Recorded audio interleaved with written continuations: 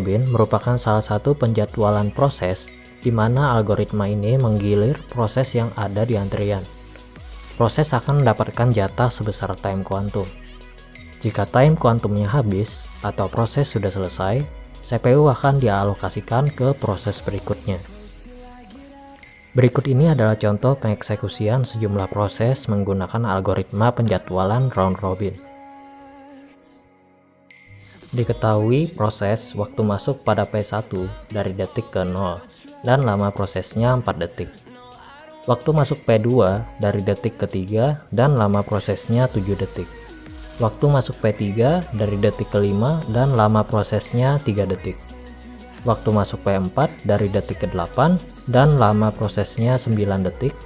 Waktu masuk P5 dari detik ke 10 dan lama prosesnya 3 detik.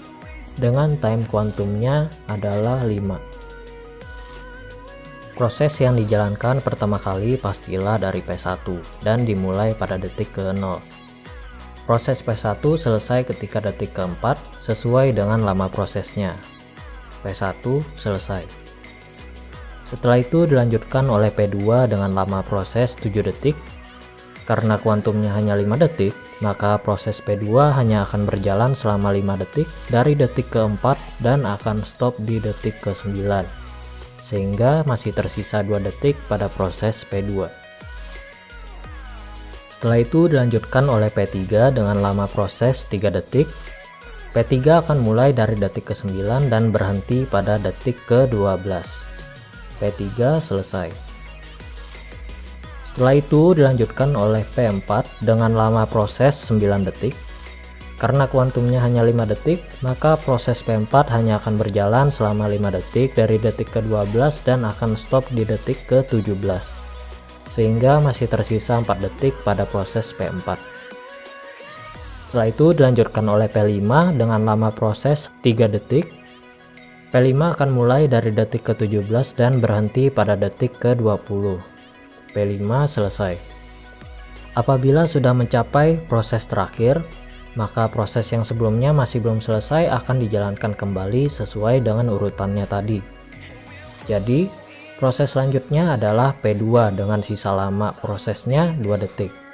P2 akan mulai dari detik ke-20 dan berhenti di detik 22. P2 selesai. Setelah itu dilanjutkan oleh P4 dengan sisa lama prosesnya tadi 4 detik. P4 akan mulai dari detik ke-22 dan berhenti pada detik ke-26. Dan P4 selesai. Dengan begini semua proses sudah selesai. Beginilah penjadwalan proses yang terjadi pada round robin. Selanjutnya menghitung waktu tunggu pada setiap proses. Caranya yaitu waktu selesai dikurang lama proses dikurang waktu masuk. Jika ingin menghitung waktu tunggu untuk seluruh proses, maka jumlahkan waktu tunggu pada setiap proses dan dibagi jumlah proses. Berikut ini adalah hasilnya, yaitu 32/5. Selanjutnya adalah cara menghitung TAT atau turnaround time. Caranya yaitu waktu tunggu ditambah lama proses.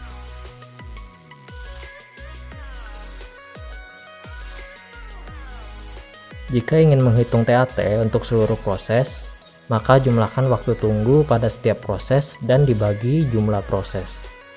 Berikut ini adalah hasilnya, yaitu 58/5. Itulah tadi pembahasan tentang apa itu round robin dan bagaimana proses penjadwalan yang terjadi pada setiap prosesnya. Semoga bermanfaat. Mohon maaf apabila terdapat kesalahan. Demikian dari saya. Wassalamualaikum warahmatullahi wabarakatuh.